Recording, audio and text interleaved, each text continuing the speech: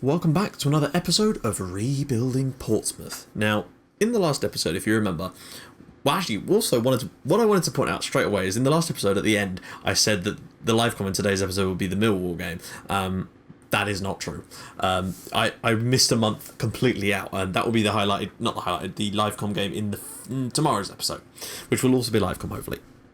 So I wouldn't worry about that. But yeah, there was actually not many games this month, which is why I just assumed that it was that whole crop of games, because sometimes you get like 7-8 games in a month when you're playing at this level, and it is quite time consuming. So I just assumed that was that. But no, we've actually had quite a quick month to get through, in theory. We'd lost 3 league games on the bounce. Unlucky against Yeovil, poor but unlucky against Rotherham, and I just felt that we were really quite unlucky against Colchester United as well. Should have got a draw, at least. But when you concede 4 goals, what more can you say? So we're going to get into today's fixtures, and guys, I am banging my head against the fucking wall trying to figure out what in the hell is going on now. First game, we had our FA Cup tie against Forest Green Rovers. I fielded a full strength team because we had a nice week gap in between the this and the next game, and I figured we needed to make sure we got through, and we did. We were very, very good. We had 6 clear-cut chances, and we were very, very good. Mantum's penalty, and Kieran Griffiths with an absolutely wonderful long-range effort. He is looking like he's going to be some player at some point for us very, very soon, in fact. He's already level with Mantum and Fogden in terms of ability for that role. So I think, given another half a season, and maybe pre-season next year, he could be our starting attacking midfielder next year, and I think he's got the potential to be at least sort of 4.5 stars for us. I think that's what my coaches, scouts are saying. So he's definitely worth us keeping him in there, basically. So yeah, we beat Forest Green Rovers, which was fine. That's what we needed to do. We needed to get through, and we did. And I think we've been drawn against, oh yeah, that's right, Colchester United in the next round, so that's always good. We get to play them bastards again. Right, in the next game, we went to Walsall, and we lost. Do you know how many clear-cut chances they had? None. They got a goal before half-time with Paul Robinson, and that is the right Paul Robinson you're thinking of. Yeah, it is the guy that used to play for us or was on loan at us from Millwall. He now plays for Walsall. And basically, I don't know what he was doing so far forward, but he was forward and the ball kind of just hit him and went in. Yeah. Also, Marcus picked up an injury in this game too, which kept him out for 2 weeks. I'm not sure he's back for today's game, which is not good either. And then Sean Miller's late long-range effort put Walsall into a 2-0 lead. We had one chance in the game, which we missed. Eccleston, I think, had the chance. Was it Miles Story? I think it was Miles Story, actually, because Eccleston already started the game. And yeah, we had one chance, we missed it. And you should be creating more chances than that. But on the balance of that game, we really shouldn't have lost that 2-0. Such a shame. And now we come to the game I've literally just played. And this was the most infuriating one of the lot. Bristol City, not a good side really. Well, they're doing alright this season, I think, actually. At home. They have 3-0 on clear-cut chances. 3-0. And we had some others that could have been considered good chances as well. And we had 2 goals disallowed for offside. They had 1 decent chance, and it wasn't even that decent. It wasn't even good enough to be considered a clear-cut opportunity. Danny Redmond picked up the ball on the edge of the area, but like sort of right out to the left, like on the corner of the box. Nobody really needed to close him down because I just assumed he was going to put a crossing. He just whacks a shot, and it just goes straight in the bottom corner. Good goal. Can't fault that. But really, we cannot buy a win. Even though we're playing better than teams, getting more chances, we just cannot put the ball in the fucking net. Eccleston missed 2 absolutely golden opportunities in this game as well, and McAvoy also picked up a knock, and he will be missing today's game as well. So we were a little bit bare bones in really important positions like striker and left winger, and we really are bare bones on left wing because Andy Bartram is going to be playing today. So we were playing against Millwall in our... Apologies, what I said was that the LiveCom was going to be against Scunthorpe. It's Millwall today that we're actually going to be playing in the LiveCom at Fratton Park. We absolutely have to win this game. We've lost 5 in a row in the league, unbelievably. And the thing is, we're still 7th. I don't know how that's even possible. Think if we'd won those 5, we'd be joint top still, and we'd be right up there. But even if we'd not done that and just been vaguely okay this month, we'd actually be in the playoffs. That's how bad everyone else has been doing. So we're not the only ones that have been hit by this. But Jesus, we need to win today. 6 straight defeats. We could be seriously in trouble there. Like, I'm talking board might start to get on my back and worry. I worry about getting the sack if we can't turn this around at the moment. So as you can see, Marcus is still top scorer, but he won't be playing today.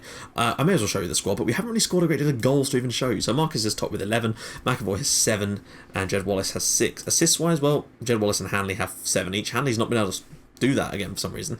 He had a great start, and now he's just sort of tailed off. Wallace, Marcus, and Watmore, of course, because we've not had any man of the matches this month at all, I don't think, because we've been awful in front of goal. Pass rating, Partington with an 85 is not bad. Yellow cards, Partington and Maloney, and Watmore with 4 each. Watmore also got himself sent off in the game against Walsall, I think it was. Or that might have been the previous month. I can't remember, but it was still stupid. As for average rating, come on. It is Jed Wallace again. He's back, but he's sort of slowly sliding down. Bartram's actually done quite well, and I think Bartram might end up playing today. Although, Bartram or Eccleston. We'll have to decide that in a sec. Standard 4-5-1 kind of system. They're clearly here to defend. But, John Sutton, I'm going to mark the shit out of him, because he has always been a thorn in my side when we've played against Millwall. Right, we'll just do a quick bit to get rid of McAvoy's injured. Right, so Bartram is the one that is actually chosen. Of course he bloody is, because Eccleston's having to play up front for us today. Wallace on the right, Griffiths in the middle. Manton, I'm sticking him back here. Partington, slightly more advanced, not advanced, the opposite of advanced, withheld, I guess. Hanley, Watmore, Webster, and Maloney. Our first choice back four at least. Paul Jones is back in goal, and to be fair, none of this has been due to goalkeeping errors, those goals. It's just been, I don't know, long-range efforts. People are really good at those all of a sudden. We've been doing alright with those too. Griffiths has been great, even though he has 6 long shots, which is odd. Manton would be awesome. He's got crazy good long shots. His long shot's like 12 or something, isn't it? 14. I take that back. He is... Was it sunny when they took that picture? Jesus. Right, so there we go. That is pretty much what we're going to do for this game. Let me just make sure I haven't got anything extra turned on. We're at home, and I'm going to look for the overlap in this game, because we need to get Maloney and Hanley forward. And so, looking for the overlap should just give us a little bit extra. We've had to do a team meeting, just to tell them not to let their heads drop, basically, because we've been that poor at times. Well, except we haven't. We've not even been that bad.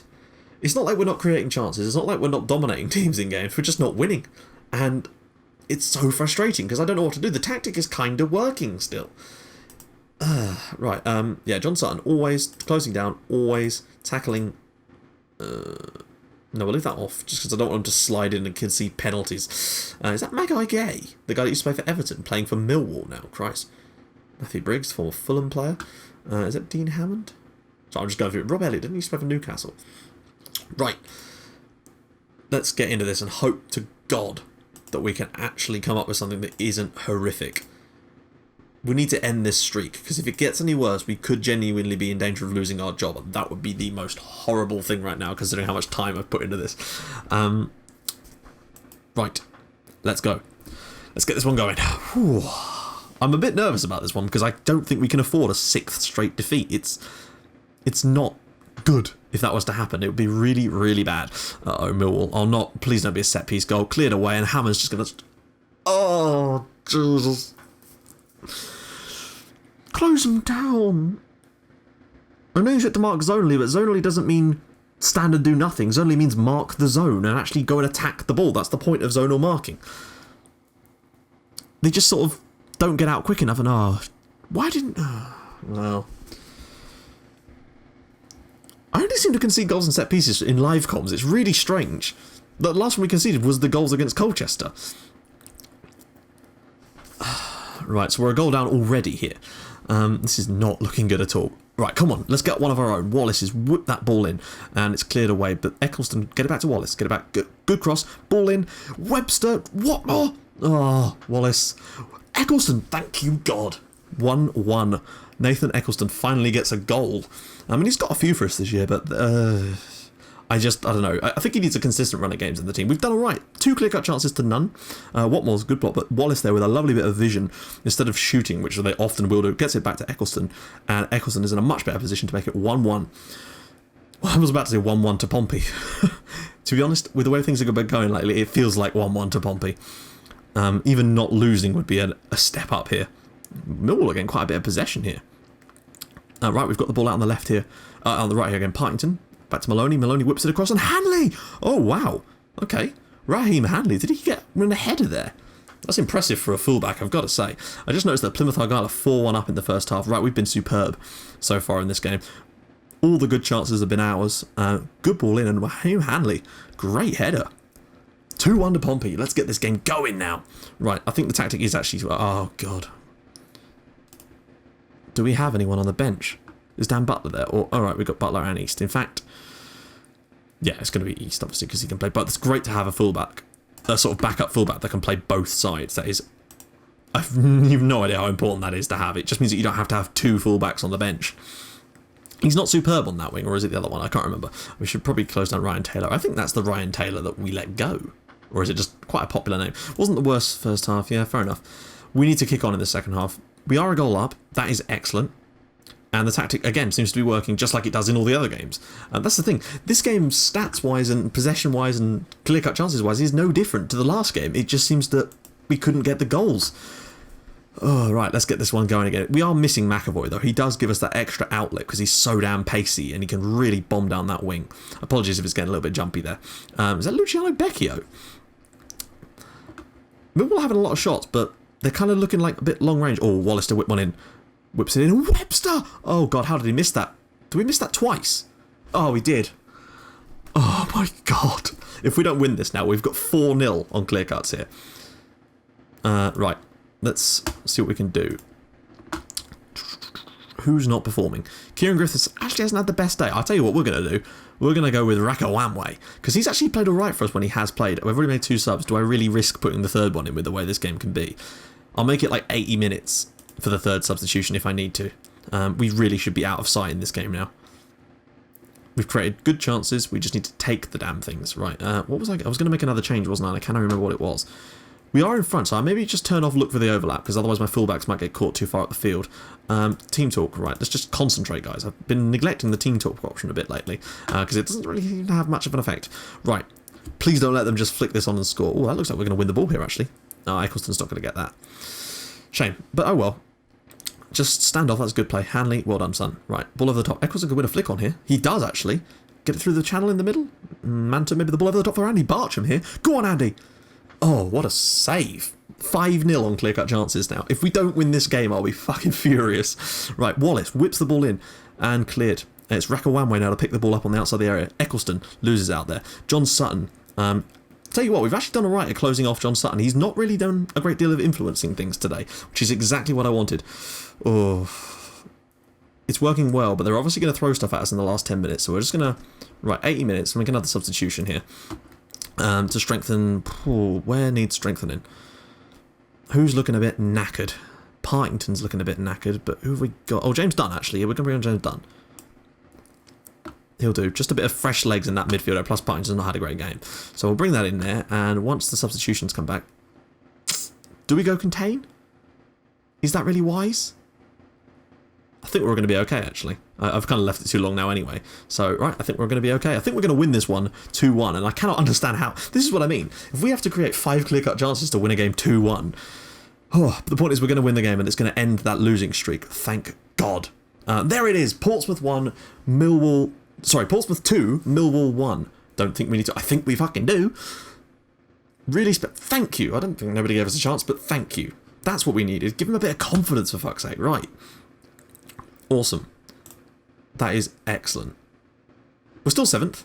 No biggie. But we've got a game in hand, and we're still sort of hanging on to the coattails of people like Rochdale. I mean, if we can go on a good run, things are... God, there's some seriously big scores still floating around. 6-2, 5-3, 5-0. There's a lot of that still. But I kind of like it. It makes it a little bit more interesting, but it's still a little bit unrealistic. And why can't we do it? Well, we did once. Again, we deserved to win the game, and this time we actually did, and that's the first time for quite some time. I know it feels like probably I'm blaming every game we lose on bad luck or whatever and just playing well, but if you look at the stats, we should be winning those games. It's not like we're getting dominated in them. We're just not taking our chances. Like, I know when I'm beaten, we haven't been beat really for... Apart from Walsall were a little bit... That's the closest we've come to probably deserving the defeat, but we still created quite a decent amount of chances in that game too. Right, so that is where that leaves us. Next month, we've got... Well, we've got first up is our away FA Cup tie against Colchester. That's going to be massively tough, and I don't expect us to get through there. What with how we played against them in the previous game, and that was at home. Then we have Oldham and Coventry at home, toughies. Blackpool and Scunthorpe away. Oldham and Coventry at home, but they are at home, and they're good games. Blackpool and Scunthorpe, those are going to be huge, because we need to win them both. They are both struggling sides. We need to beat both those teams, and you guys will be seeing the Scunthorpe game on, well, it'll be the last day of the year, on New Year's Eve. Wow, it's a strange time to put. Never seen a fixture on New Year's Eve. It's usually New Year's Day. But yeah, anyway, if you guys like what you've seen, please feel free. I'm sorry, this episode feels like it's been quite short, even though we've done a live comment, which is really, really strange. I'm guessing it's because there wasn't a great deal of highlights in the live comment. Maybe I just ran through some stuff really quickly. In fact, before we do that, let's take a little look, because I know you guys wanted to see some of the attribute updates on some of the players. So since we've got a little bit of extra time probably in this video, let's just take a look at our youth team. So as you can see, why is Gary Gardner there? Kieran Griffiths. I think he's going to be excellent, and I genuinely think he's going to be awesome very, very soon. Grant Nichols is getting there, but there's one also, yeah, I'm very excited about Dodd as well. He and Nichols look excellent. If you look at the potential for these guys, Gary Gardner, obviously, yeah, but Nichols and Dodd look like they can have some serious careers coming forward. Dodd is on loan at Ebbsfleet, but I keep arguing with their manager because he won't play him in his correct role, which is pointless because we need Nathan Dodd to develop at the moment. But those two are obviously nowhere near first team quality yet. But I tell you what, give them a couple more, maybe a season and a half more. They're ready to be playing some first team games. Rakawamwe is developing well. He's got a lot of quality. Nicky Bull also looking awesome. Joe Wright, it was pointed out to me that he has low determination and that will affect his development, but I don't know. There seems to be conflicting views on that. I was watching, I don't know if you guys are members of the Facebook group FM Central, but there was a guy on there that posted a picture I was looking at earlier where a 19-year-old Italian guy, player of his, it was a regen, had gone from 4 determination to 20, and he showed the graph in like 2 seasons. So obviously you can improve things like determination, and I'm not of them saying Joe Wright can, but it'd be interesting to see how he develops, and it'll be useful to have in the squad as well. Victorian Engbank, now he really needs to get him out on loan, but no one will have him at the moment, which is not. It's a little bit surprising. He's decent enough to play for some like conference clubs. We also signed Shaquille Coulthurst. He's not actually featured yet for us because he's still young, but he's a guy I picked up on. I don't know if I picked him up on him. Basically, I did a União de Madeira save before I started doing YouTube, and he was one of the players that I picked up on that save, but he wanted a shitload of money. We got him on a free this time, and relatively low wages. So, again, one for the future, probably. But we've got a decent number of players in our sort of youth academy, and even in the under-18s. Like, there's still more in there. Obviously, a lot of them would have moved up. That appears to have... Are they the same players? Oh, no, it has changed what we're talking about. Right, here we go. It just looked like it hadn't changed for some reason. Right, so potential. Daniel Daniels is the key here for us. People like Ashley Thorpe, when I first got him in the youth academy, his potential was right up here. So either we've bought new players and that's kind of affected that slightly, or he's just not as good as they thought he was. But Daniel Daniels, still crazy potential to be a sort of shadow striker for us, and maybe we could start employing a shadow striker instead.